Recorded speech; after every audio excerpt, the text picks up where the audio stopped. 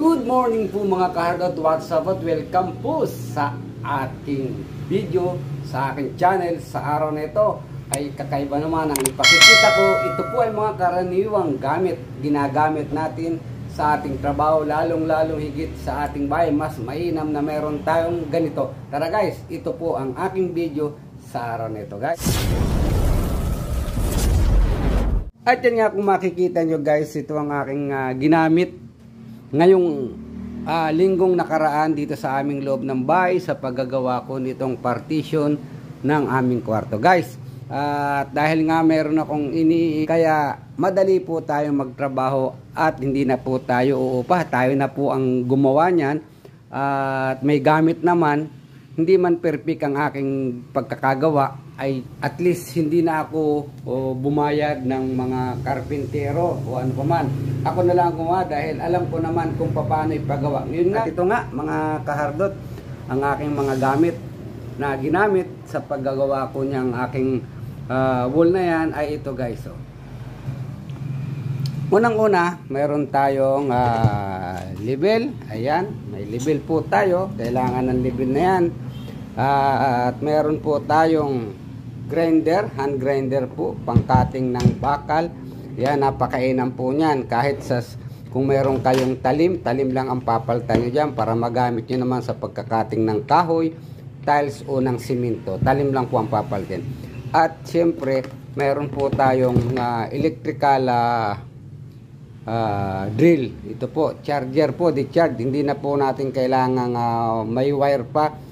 Magaan at siguraduhin lang lagi naka-charge ang battery. Dalawa po ang battery nito. Pag nalobat nyo sa palitan agad para hindi naman mabala ang pagtatrabaho nyo o kung kayo ang nagpapatrabaho guys. Napaka-alwan po nitong gamitin. Ayan, makita. At meron din po tayong jigsaw. Ayan guys.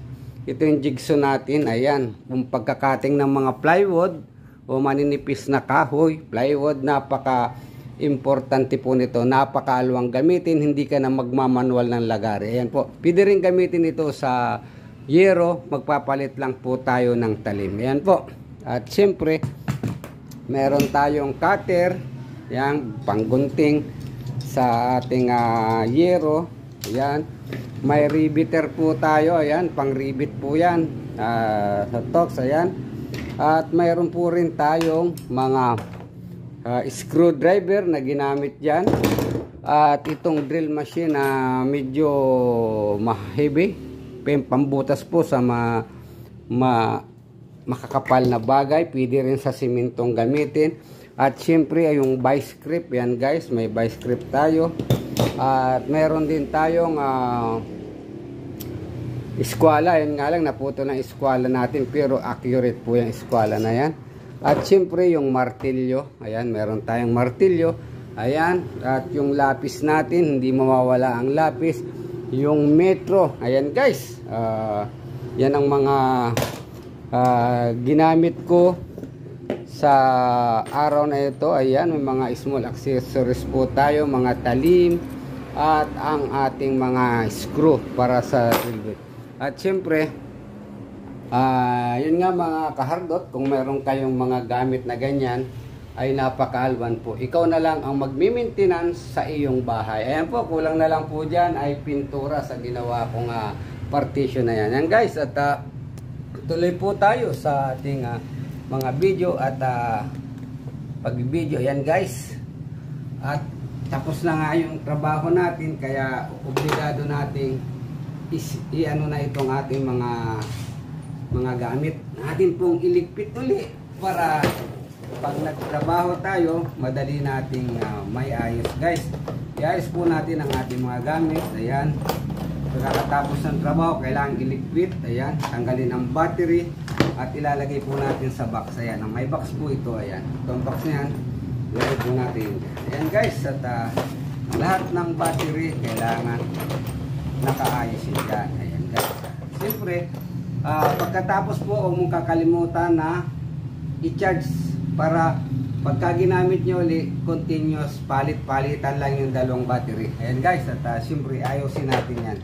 Ayusin natin sa lalagyan para maalwan gamitin. Okay, siyempre yung mga screwdriver at itong drill at itong grinder na ito. Kakatapos tanggalin po natin ang kung hindi na gagamitin, tanggalin po natin itong talim. Ayan, tanggalin natin yung talim para hindi masira. Sayang naman ang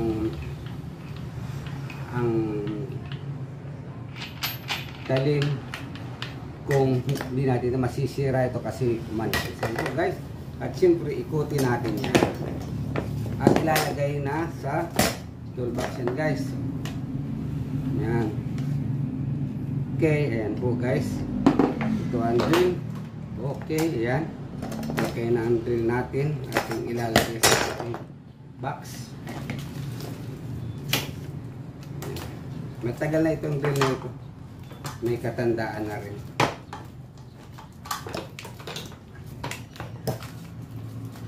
Guys, yan. At riveter, lock natin yan, riveter. Yan, lagyan natin dyan yung gunting. Itong ating jigsaw, obligado tanggalin nyo po yung talim yan. Tinatanggal ang talim yan.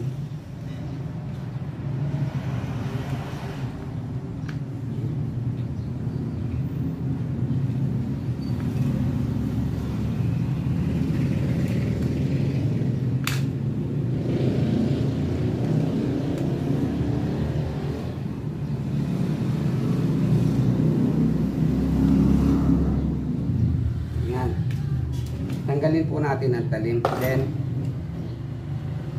para hindi mawala ang tornilyo, ibalik natin. Ipitan natin ng kaunti. Kaunti lang, huwag namang kahigpitan. Yan. Then, atin pong ikutin ng wire at ibalik po natin sa karton yan guys. Balik po natin sa karton yan. Ibalik natin sa karton. Ayan. Sabihin natin yun dyan. Na. Guys, siyempre.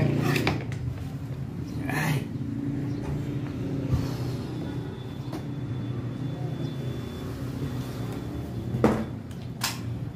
Ito. Battery. Charger.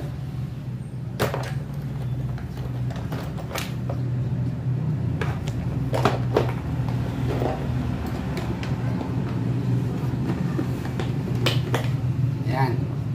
Ayos na. Yan na. Yan.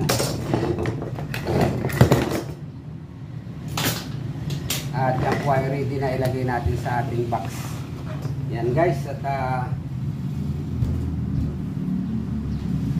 yung mga tira nating materyales, syempre kailangan nating iligpit yan para hindi na tayo bibili. At meron din po tayong extension. Hindi ko na po inilagay yung mahaba. Meron tayong mahabang extension wire pero maliit lang yung ginamit ko dahil may mga outlet naman dito sa bahay. Kaya mahaba naman yung wire. Kaya ito lang po ang ginamit ko. Ayan. Okay. At sana ingatan po natin ang ating gamit at huwag kakalimutan, lagi tayong mayroon ito sa bahay. Para hindi tayo manghiram at napakahirap po kung tayo manghiram. Yun lamang po sa inyo. Maraming salamat po muli mga kahardot. Isipin lagi na ang ating gamit ay maayos at para pag ginamit natin, madali nating makuha. Hindi tayo mahihirapan. At kailangan mayroon tayong toolbox. At ilalagay ko po yan sa toolbox at ipakikita ko sa inyo ang toolbox ko. Yan guys. At ito nga mga kahardot, at atin pong nilagay na sa toolbox itong ating mga gamit. At yan, para madali nating kuhanin kung ating kakailangan. Kaya po kailangan natin, mayroon din tayong toolbox para maayos ang ating gamit, hindi kalat. Madaling kuhanin at madaling igamit. Sa huli at ibalik sa toolbox. Yan po mga kahardot, ang ating karaniwang ginagamit sa ating mga pag-repair dito sa ating loob ng bahay. Ayan.